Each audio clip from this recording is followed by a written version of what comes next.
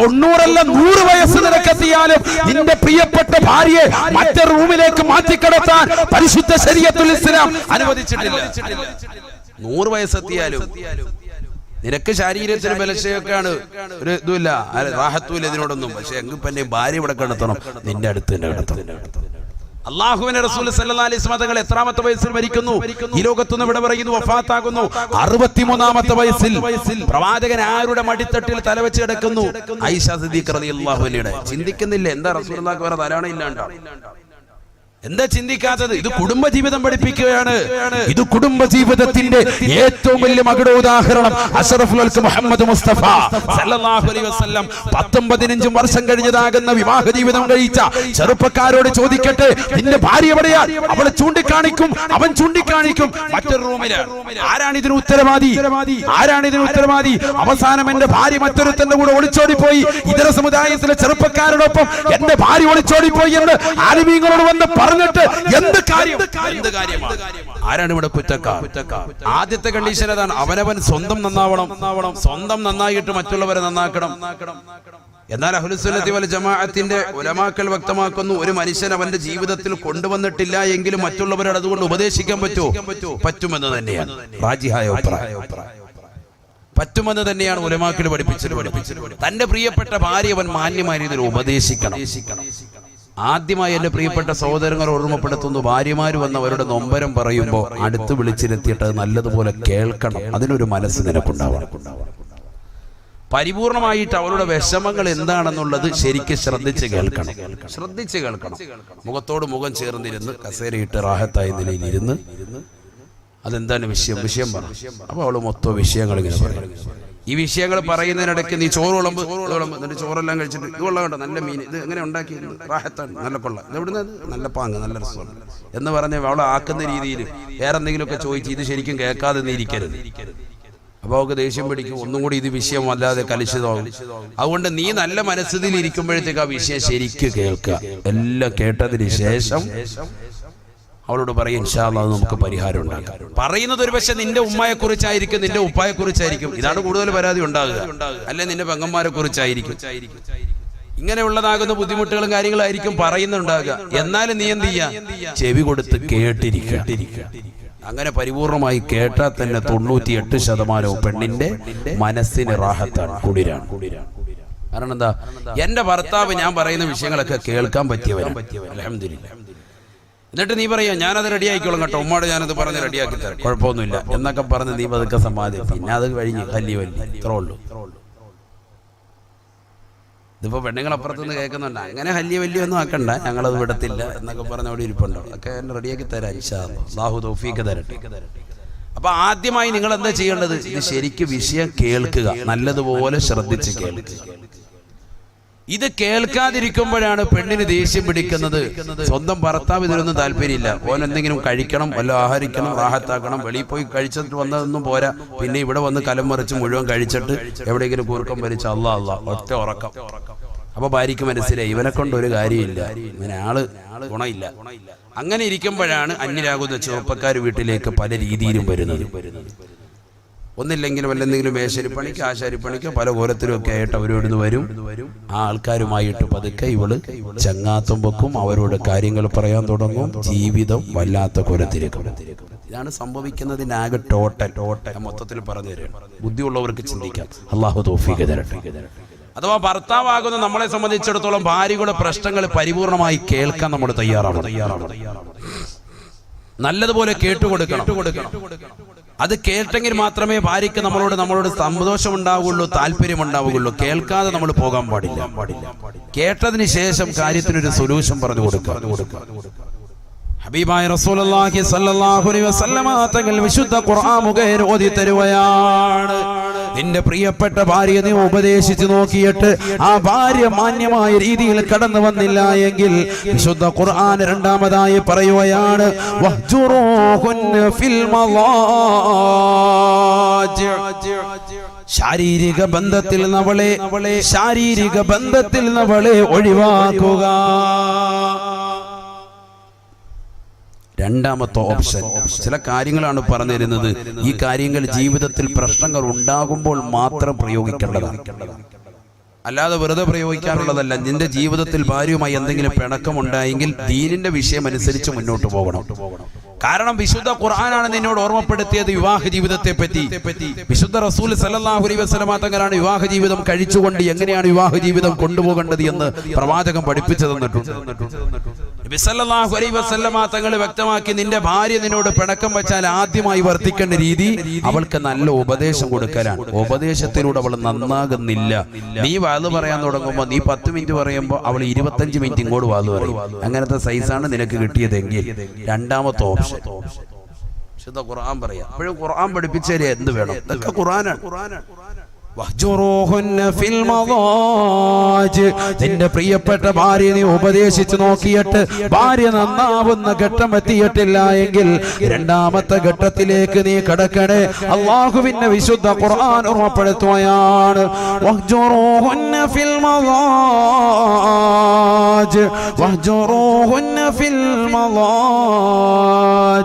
നിന്റെ പ്രിയപ്പെട്ട ഭാര്യയുമായിട്ടുള്ള ശാരീരിക ബന്ധത്തെ പരിപൂർണമായി വിലങ്ങണേ.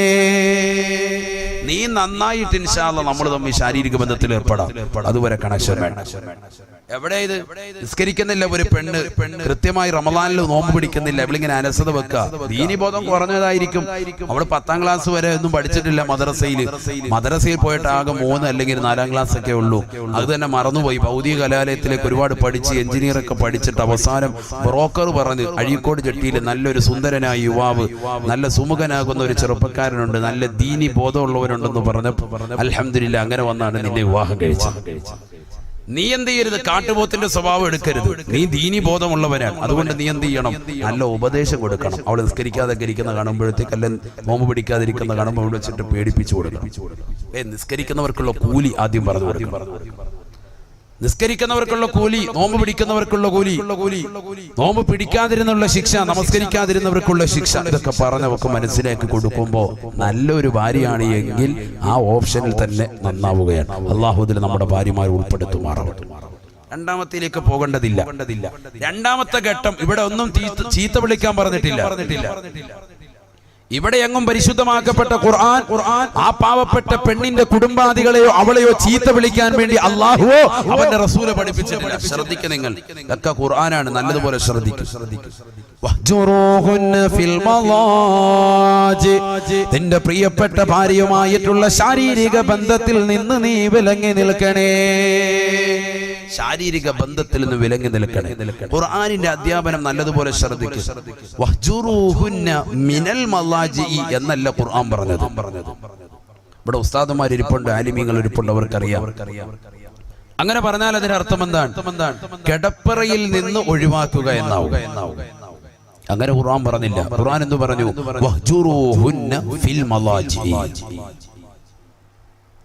ശാരീരിക ബന്ധത്തിൽ നിന്ന് ഒഴിവാക്കുക, കിടപ്പറയിൽ നിന്ന് ഒഴിവാക്കണ്ട. 99% എന്നല്ല 100% ആളുകൾക്കും തെറ്റുപറ്റിയത് മുസ്ലിം സമുദായത്തിലാകട്ടെ അല്ലാതാകട്ടെ പ്രശ്നമുണ്ടായത് ഇവിടെയാണ്. ചെറിയൊരു പ്രശ്നമുണ്ടാകുമ്പോൾ സ്വന്തം ഭാര്യയെ അവളുടെ വീട്ടിലേക്ക് കൊണ്ടുപോയി ആക്കുക പാടില്ല. ആര് പഠിപ്പിച്ചു? ആരാണിതിന് ഉത്തരവാദികൾ? ഉലമാക്കളാണോ? പണ്ഡിതന്മാരാണോ? ആരാണിത് പഠിപ്പിച്ചിട്ടുള്ളത്? വിവാഹ ജീവിതം നിന്നോട് കഴിക്കാൻ വേണ്ടിയും അത് സുന്നത്തായും പഠിപ്പിച്ചിട്ടുള്ള പരിശുദ്ധമാക്കപ്പെട്ട റസൂലുള്ളാഹി സല്ലല്ലാഹു അലൈഹി വസല്ലമ തങ്ങളോ അവിടുത്തെ ശേഷം വരുന്നതാകുന്ന ആലിമീങ്ങളോ ഇത് പഠിപ്പിച്ചിട്ടുണ്ടോ? സഹാബത്തെ കിറാം പഠിപ്പിച്ചിട്ടുണ്ടോ? ആരാണ് പഠിപ്പിച്ചിട്ടുള്ളത്? ചിന്തിച്ചു നോക്ക്. ഹബീബായ റസൂലുള്ളാഹി സല്ലല്ലാഹു അലൈഹി വസല്ലമ തങ്ങളുടെ ജീവിതം മനസ്സിലേക്ക് കടന്നു വരട്ടെ. ഹബീബായ റസൂലുള്ളാഹി സല്ലല്ലാഹു അലൈഹി വസല്ലമ തങ്ങൾ ഈ ലോകത്ത് നിന്ന് വിട പറയുമ്പോ അല്ലാഹുവിന്റെ റസൂലിന് വയസ്സ് 63. എന്റെ ശബ്ദം ശ്രവിക്കുന്ന അഴീക്കോട് ജെട്ടിയിലുള്ള പ്രിയപ്പെട്ട ചെറുപ്പക്കാർ, എന്റെ പ്രിയപ്പെട്ട ഉമ്മമാരെ മനസ്സിലിരുത്തി ചിന്തിക്കണേ. ഹബീബായ റസൂലുള്ളാഹി സ്വല്ലല്ലാഹു അലൈഹി വസല്ലമ തങ്ങൾ അവസാന തിരുരാത്രങ്ങൾ തള്ളു നീക്കിയത് തന്റെ പ്രിയപ്പെട്ടതാകുന്ന ഭാര്യയായ ആയിഷ സിദ്ദീഖ റളിയല്ലാഹു അൻഹയോടൊപ്പമാണ്. മറ്റുള്ള ഉമ്മഹാത്തുൽ മുഅ്മിനീങ്ങളോട് ഭാര്യമാരെ വിളിച്ചുകൊണ്ട് റസൂലുള്ള ചോദിക്കുകയാണ്, അവസാന ടൈം എന്റെ പ്രിയപ്പെട്ട ഭാര്യയാകുന്ന ആയിഷയോടൊപ്പം കഴിയാൻ ഞാൻ നിയ്യത്ത് വെക്കുന്നു. നിങ്ങൾക്കതിൽ വിരോധമുണ്ടോ? നിങ്ങൾക്കതിൽ ബുദ്ധിമുട്ടുണ്ടോ?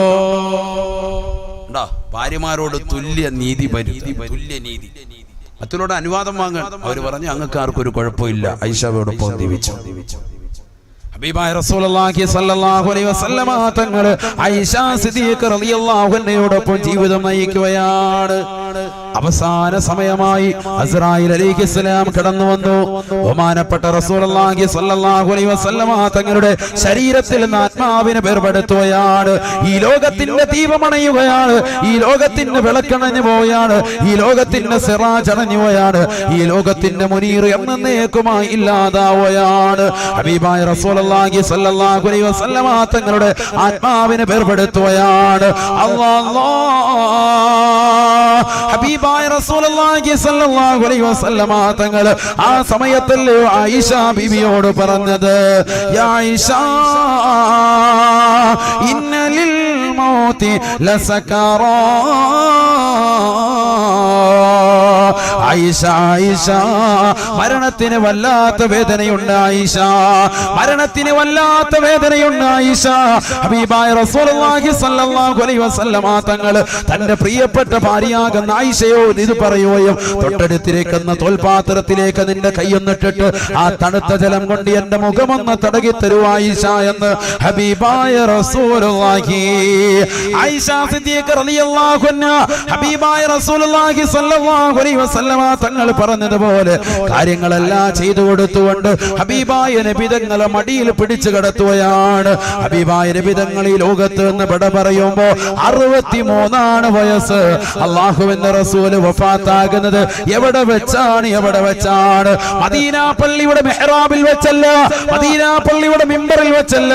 ഹബീബായ റസൂലുള്ളാഹി സ്വല്ലല്ലാഹു അലൈഹി വസല്ലമ തങ്ങളുടെ മിമ്പറിന്റെയും വീടിന്റെയും ഇടയിലുള്ളതാകുന്ന റൗദത്തും മിൻ റിയാദിൽ ജന്നയിൽ വെച്ചല്ല, മറിച്ച് റസൂലുള്ളാഹി വഫാത്താകുന്നത് തന്റെ പ്രിയപ്പെട്ട ഭാര്യയുടെ മടിത്തട്ടിൽ തലവെച്ച് കിടന്നിട്ടാണ്. പഠിക്കണേ ചെറുപ്പക്കാരാ, പഠിക്കണേ പ്രിയപ്പെട്ട സഹോദരാ. ഇന്ന് വിവാഹ ജീവിതം കഴിഞ്ഞ് 10 കൊല്ലം കഴിയുമ്പോ നിന്റെ ഭാര്യ ഏത് റൂമിലാടനാ എന്ന് ചോദിക്കുമ്പോ തൊട്ടപ്പുറത്തെ റൂം കാണിച്ചു തരുകയാണ്.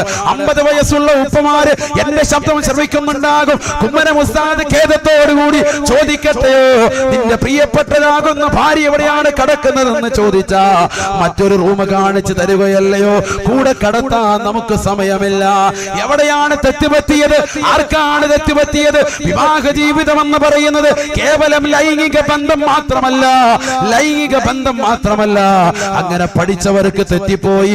അങ്ങനെയാണെങ്കിൽ റസൂലുള്ളാഹി വഫാത്താകുമ്പോ എന്തിനാണ് അല്ലാഹുവിന്റെ റസൂൽ തന്റെ പ്രിയപ്പെട്ട ഭാര്യയുടെ മടിത്തട്ടിൽ തലവെച്ച് കിടക്കുന്നത്?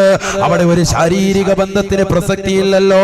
അവസാന സമയം ഈ ലോകത്തുനിന്ന് അവസാനത്തെയും അസ്രായിൽ അലൈഹിസ്സലാം കടന്നു വന്നുകൊണ്ട് ആത്മാവിനെ വേർപെടുത്തുന്ന സമയത്ത് ലോകത്തിന്റെ നായകൻ തലവെച്ച് കിടക്കുന്നത് തന്റെ പ്രിയപ്പെട്ട ഭാര്യയാകുന്ന ആയിഷ സിദ്ദീഖ റളിയല്ലാഹു അൻഹയുടെ മടിത്തട്ടിലാണ്. ചിന്തിക്കണേ മുഅ്മിനേ, ചിന്തിക്കണേ ഉമ്മമാരെ. 90 അല്ല 100 വയസ്സ് നിനക്കെത്തിയാലും നിന്റെ പ്രിയപ്പെട്ട ഭാര്യയെ മറ്റൊരു റൂമിലേക്ക് മാറ്റിക്കിടത്താൻ പരിശുദ്ധ ശരീഅത്തുൽ ഇസ്ലാം അനുവദിച്ചിട്ടില്ല. 100 വയസ്സെത്തിയാലും നിനക്ക് ശരീരത്തിന് ബലശയൊക്കെയാണ്, ഒരു ഇതുമില്ല, റാഹത്തുമില്ല ഇതിനോടൊന്നും. പക്ഷെ എങ്കിൽ പിന്നെ ഭാര്യ ഇവിടെ കിടത്തണം, നിന്റെ അടുത്ത് തന്നെ കിടത്തണം. അല്ലാഹുവിന്റെ റസൂൽ സല്ലല്ലാഹു അലൈഹി വസല്ലം തങ്ങൾ എത്രാമത്തെ വയസ്സിൽ മരിക്കുന്നു? ഈ ലോകത്തുനിന്ന് ഇവിടെ പറയുന്നു വഫാത്താകുന്നു 63ാമത്തെ വയസ്സിൽ. പ്രവാചകൻ ആരുടെ മടിത്തട്ടിൽ തലവെച്ച് കിടക്കുന്നു? ആയിഷ സിദ്ദീഖ റളിയല്ലാഹു അൻഹയുടെ. ചിന്തിക്കുന്നില്ല എന്താ റസൂലുള്ളാഹിക്ക് വേറെ ധാരാളം ഇല്ലാണ്ടോ? എന്താ ചിന്തിക്കാത്തത്? ഇത് കുടുംബജീവിതം പഠിപ്പിക്കുകയാണ്.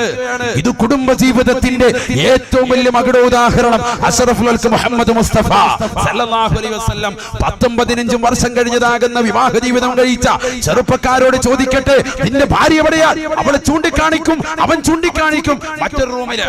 ആരാണ് ഇതിന് ഉത്തരവാദി? അവസാനം എന്റെ ഭാര്യ മറ്റൊരുത്തന്റെ കൂടെ ഒളിച്ചോടിപ്പോയി. ഇതര സമുദായത്തിലെ ചെറുപ്പക്കാരോടൊപ്പം എന്റെ ഭാര്യ ഒളിച്ചോടിപ്പോയി എന്ന് ആലിമീങ്ങളോട് വന്ന് പറഞ്ഞിട്ട് എന്ത് കാര്യമാണ്? ആരാണ് ഇവിടെ കുറ്റക്കാർ? ആരാണ് ഇവിടെ കുറ്റക്കാർ? അല്ലാഹു നമ്മളെ കാത്തിരക്ഷിക്കട്ടെ. ഹബീബായ റസൂലുള്ളാഹി സ്വല്ലല്ലാഹു അലൈഹി വസല്ലമ തങ്ങൾ വീണ്ടും ഓർമ്മപ്പെടുത്തുകയാണ്, നിന്റെ പ്രിയപ്പെട്ട ഭാര്യ നിന്നോട് പിണങ്ങിക്കഴിഞ്ഞാൽ, ആ ഭാര്യ നിന്നോട് മോശപ്പെട്ടതാകുന്ന രീതിയിൽ പ്രവർത്തിക്കാൻ തുടങ്ങിയാൽ ആ ഭാര്യയെ നീ ഉപദേശിക്കണേ. അത് നിനക്ക് ശരിയായ രീതിയിൽ കൊണ്ടുപോകാൻ കഴിയുന്നില്ലെന്ന് തോന്നുമ്പോ, ഉപദേശം കൊണ്ട് ഭാര്യ റെഡിയായില്ലെങ്കിൽ അല്ലാഹുവിന്റെ വിശുദ്ധ ഖുർആൻ ഓർമ്മപ്പെടുത്തുകയാണ്, ആ ഭാര്യയെ വഹ്ജുറൂഹുന്ന ഫിൽ മളാജ്, അവളുമായിട്ടുള്ള ശാരീരിക ബന്ധത്തെ വിച്ഛേദിക്കണേ. എങ്ങനെ വിച്ഛേദിക്കണം? ഒരേ കിടക്കയിൽ കിടത്തിക്കൊണ്ട് ബന്ധം വേണ്ട എന്ന് പറയണം. ഹബീബായ റസൂലുള്ളാഹി സ്വല്ലല്ലാഹു അലൈഹി വസല്ലമ തങ്ങൾ വിശുദ്ധ ഖുർആൻ ഓതിക്കൊണ്ട് മൂന്നാമതായി ഓർമ്മപ്പെടുത്തുകയാണ്, വളിബൂഹുന്ന ഫഇന്ന തഅനകും ഫലാ തബൂ അലൈഹിന്ന സബീലാ ഇന്നല്ലാഹ കാന അലൈക്കും റഖീബാ. പരിശുദ്ധമായ ഖുർആനിലൂടെ അല്ലാഹു സുബ്ഹാനഹു വ തആല വ്യക്തമാക്കുകയാണ്, നിന്റെ പ്രിയപ്പെട്ട ഭാര്യ നിന്നോട് പിണങ്ങിക്കഴിഞ്ഞാൽ ആദ്യമായി ഭാര്യ ഉപദേശിക്കണേ. ഭാര്യ ഉപദേശം കൊണ്ട് നന്നായില്ലെങ്കിൽ രണ്ടാമതായി ഖുർആൻ പറയുന്നത്, ആ പാവപ്പെട്ട പെണ്ണിനോട് നീ അവളെ കിടപ്പറയിൽ നിന്ന് ഒഴിവാക്കണേ, അഥവാ ശാരീരിക ബന്ധത്തിൽ നിന്ന് അവളുമായി നീ വിലങ്ങി നിൽക്കണേ.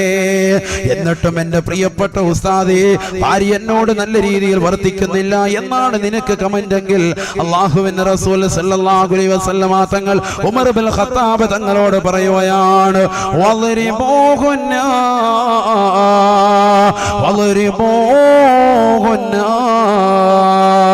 നിന്റെ പ്രിയപ്പെട്ട ഭാര്യയെ മുറിവ് പറ്റാത്ത നിലയിൽ നിനക്കടിക്കാം. മുറിവ് പറ്റാത്ത നിലയിൽ അടിക്കാം. ഇതൊക്കെ ശ്രദ്ധിക്കണം. ഇതൊക്കെ ഖുർആനാണ്. ഖുർആൻ അനുസരിച്ചുള്ള ജീവിതം നയിക്കാനാണ് നമ്മൾ ശ്രദ്ധിക്കേണ്ടത്. നമ്മുടെ ജീവിതം എങ്ങനെ ത്വലാഖിൽ നിന്ന് വഴിമാറ്റാം, അതാണ് നമ്മുടെ ജീവിത ശ്രദ്ധ. ത്വലാഖ് കളിതമാശ ഏറ്റെടുക്കാൻ പാടില്ല. ഹബീബായ റസൂലുള്ളാഹി സ്വല്ലല്ലാഹു അലൈഹി വസല്ലമ തങ്ങൾ ഓർമ്മപ്പെടുത്തുകയാണ്, വഹ്ജുറൂഹുന്ന ഫിൽ മളാജ് വളിബൂഹുന്ന. എന്റെ പ്രിയപ്പെട്ട ഭാര്യയെ നീ ശാരീരിക ബന്ധത്തിൽ നിന്ന് വേർപെടുത്തിയിട്ട് പോലും അവൾ നന്നാവുന്ന ഘട്ടത്തിലേക്ക് വരുന്നില്ല എങ്കിൽ അവളെ മുറിവ് പറ്റാത്ത നിലയിൽ അടിക്കൽ നിനക്ക് അനുവദനീയമത്രേ. മുറിവ് പറ്റാൻ പാടില്ല. എത്രത്തോളം ഉലമാക്കൾ പറഞ്ഞു, ടവല് ചുരുട്ടിയിട്ട്, കയ്യിലുള്ള ടവല് മിന്തിയിൽ ഇങ്ങനെ ചുരുട്ടിയിട്ട് ആ ടവല് കൊണ്ടടിക്കുക, ഒട്ടും വേദന ഉണ്ടാവൂല എന്ന് പറഞ്ഞാൽ അത്രത്തോളം മുറിവ് പറ്റാത്ത നിലയിലായിരിക്കണം. വളിബൂഹുന്ന, നിന്റെ പ്രിയപ്പെട്ട ഭാര്യയെ നിനക്ക് അടിക്കൽ അനുവദനീയമാണ്. ലിഖംസി ഖിസാലിൻ ലർബു സൗജിൻ ലിസൗജതി യജൂസു ഹകാഹാ ഫീ കിതാബി ദഖീറതി. ഒരു ഭർത്താവിന് അവന്റെ ഭാര്യയെ അടിക്കൽ അനുവദനീയമാകുന്നത് 5 കാര്യങ്ങളുടെ മേലാണ്. 5 കാര്യം ഉണ്ടെങ്കിൽ അടിക്കാൻ പാടില്ല, അല്ലെങ്കിൽ അടിക്കാൻ പാടില്ല. ഇതൊക്കെ ഉലമാക്കൾ രേഖപ്പെടുത്തിയ വസ്തുതകളാണ്. ഭാര്യയുടെ സ്വഭാവം വളരെ ദുഷിച്ചതാവുക, ഒന്ന്. രണ്ടാമത്തത് സൽസ്വഭാവിയാകാതിരിക്കുക, അഥവാ നാവ് കൊണ്ട് എപ്പോഴും മോശത്തരം പറയുന്നവളാകുക, 2.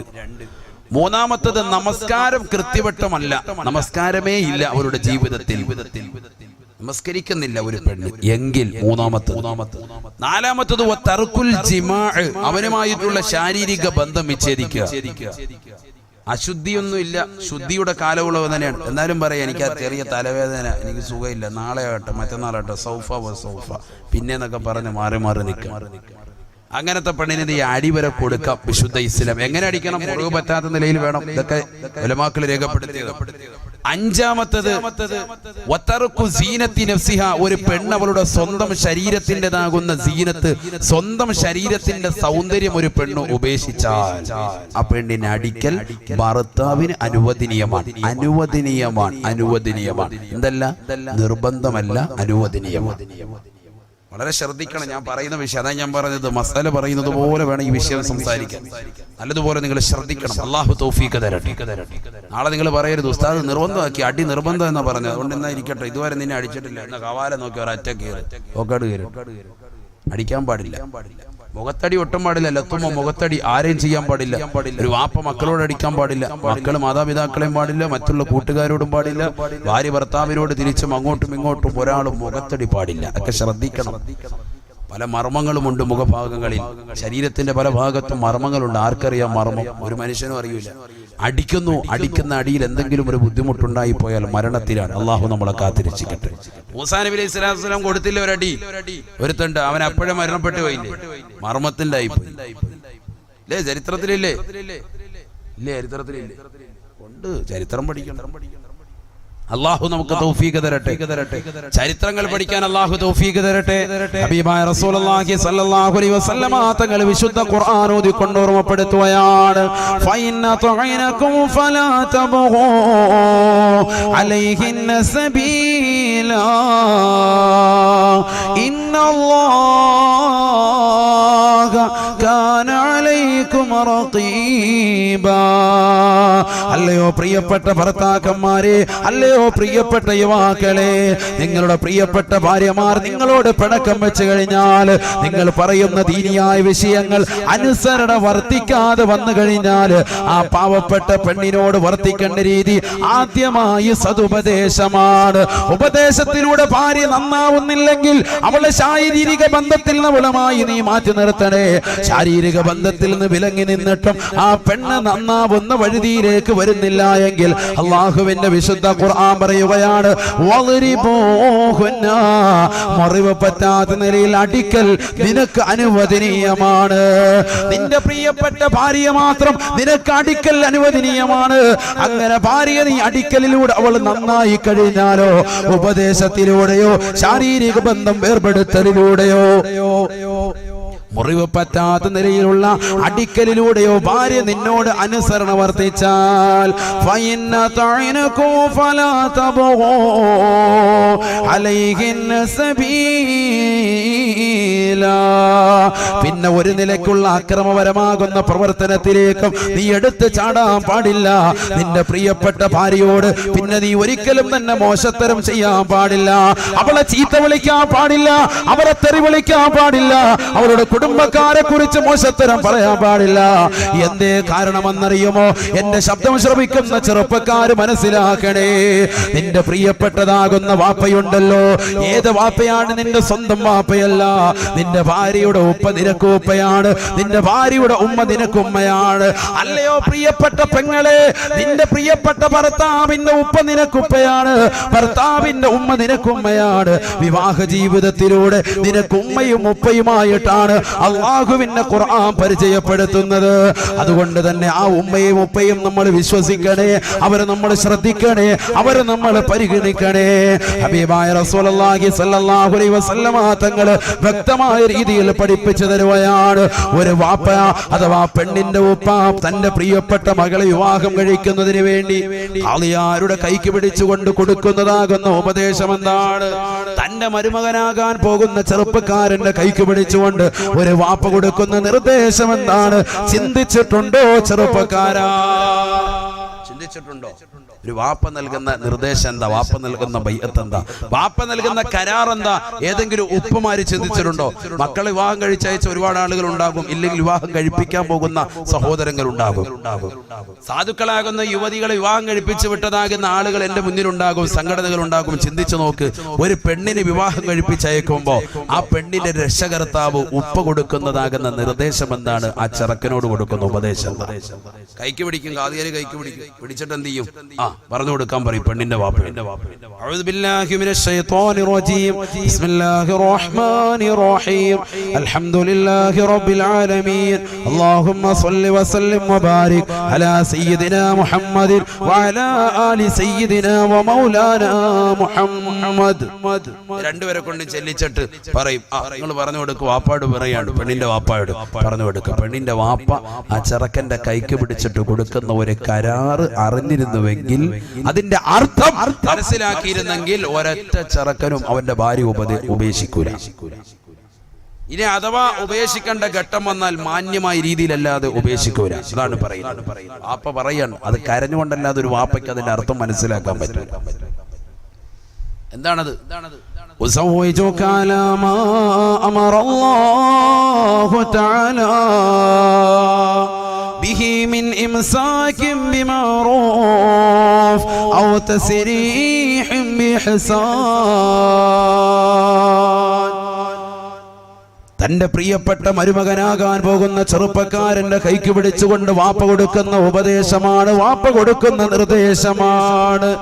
ഉസൗവിജുക അലാ മാ അമറല്ലാഹു തആല ബിഹി മിൻ ഇംസാകിൻ ബിമഅറൂഫ്.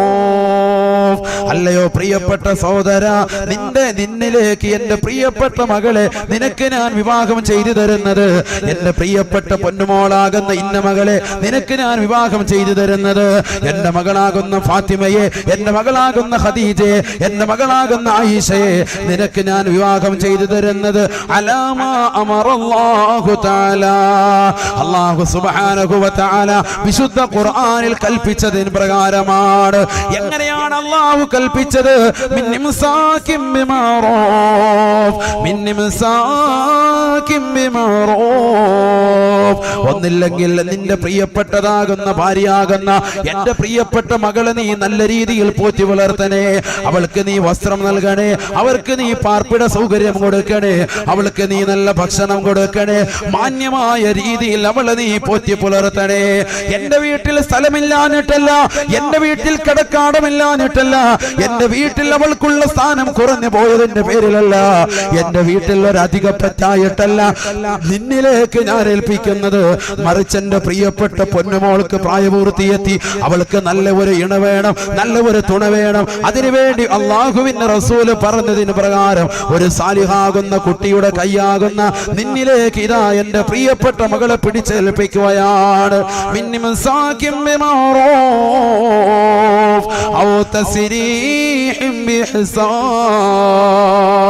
എന്റെ പ്രിയപ്പെട്ട മകളെ നിന്റെ കൂടെ നിർത്തുമ്പോ നീ മാന്യമായ രീതിയിൽ പോറ്റി വളർത്തണേ. എന്റെ പ്രിയപ്പെട്ട നീ മടുത്തു കഴിയുമ്പോ എന്റെ പൊന്നുമോളുമായിട്ടുള്ള ശാരീരിക ബന്ധത്തിൽ ഏർപ്പെട്ടുകൊണ്ട് നീ മടുത്തു കഴിയുമ്പോ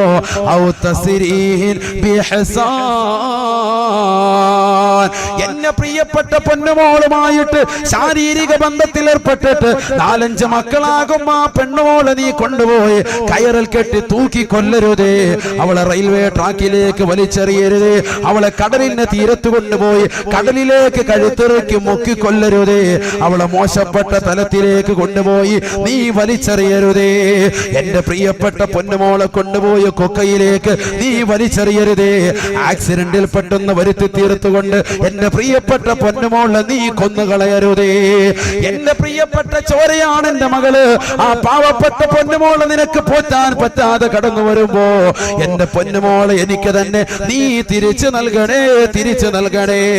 ഒരു വാപ്പ പറയുന്ന വചനമാണ്. നിക്കാഹിന്റെ സദസ്സിൽ എല്ലാവരും സന്തോഷിച്ചിരിക്കുമ്പോ ഈറനണിഞ്ഞ കണ്ണീരോട് കൂടിയല്ലാതെ ഒരു വാപ്പയ്ക്ക് ഇത് പൂർത്തീകരിക്കാൻ കഴിയുമോ? താൻ ജീവിച്ചത് പൊന്നുമോൾക്ക് വേണ്ടിയല്ലയോ? അറബ് നാട്ടിൽ മാമലകൾ മുഴുവനും തന്റെ ജീവിതത്തിലേക്ക് കനക കൊട്ടാരമായിട്ട് തരട്ടെ എന്ന് സർവരും വിളിച്ചു ചോദിക്കുമ്പോ അതൊന്നും എനിക്ക് വേണ്ട എന്ന് പറഞ്ഞുകൊണ്ട് പരിത്യാഗത്തിന്റെ ആത്മീയ വലയം കാണിച്ചവനല്ലയോ നീ? നിന്റെ ജീവിതത്തിൽ എത്ര പ്രയാസങ്ങളാണ്, എത്ര നൊമ്പരങ്ങളാണ് ഉണ്ടായി തീർന്നത്, എത്രയെത്ര വിഷമങ്ങൾ നിന്റെ ജീവിതത്തിൽ ഉണ്ടായി.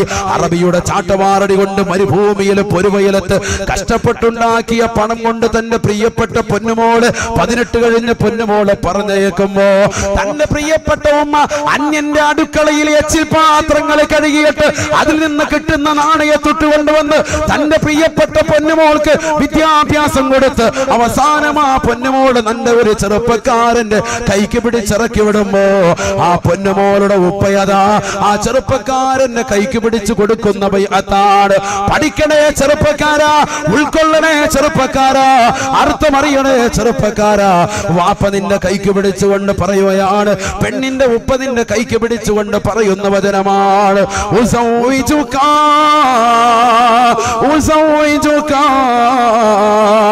അലാ മാ അമറല്ലാഹു തആല ബിഹി മിൻ ഇംസാകിൻ ബിമഅറൂഫ്. ഔ തസ്രീഹ് ബിഹിസാൻ. എന്റെ പ്രിയപ്പെട്ട പൊന്നുമോളെ നിന്റെ കൂടെ നിൽക്കുമ്പോ നീ മാന്യമായ രീതിയിൽ പോറ്റി വളർത്തണേ.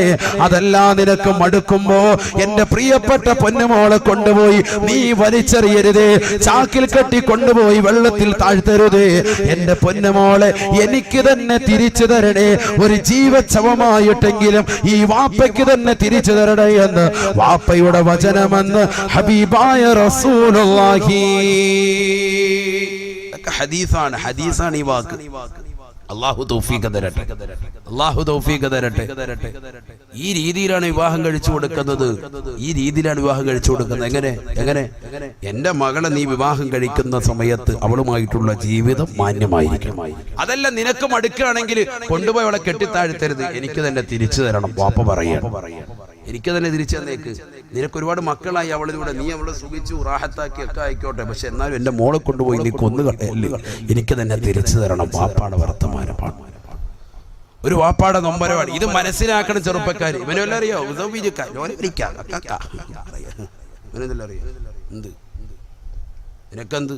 നേരെ തലയെ തുണി പോലും ഇടൂല, ഒരു തൊപ്പി പോലും മരിക്കൂല. എപ്പോഴും ഉണ്ട് ഒരു ടവല്, കുറെ ഹൈവാന്മാര് ആ ടവൽ ഇങ്ങനെ വെച്ചോട്ട് അതിങ്ങനെ വിട്ട് ഇങ്ങനെ തിരുമുക ചെവിക്കാത്തോട്ട്. നാണമില്ലല്ലോ മുസ്ലിമിന്. ഒരു തൊപ്പി വാങ്ങിച്ചു വെച്ചുകൂടെ നിനക്ക്?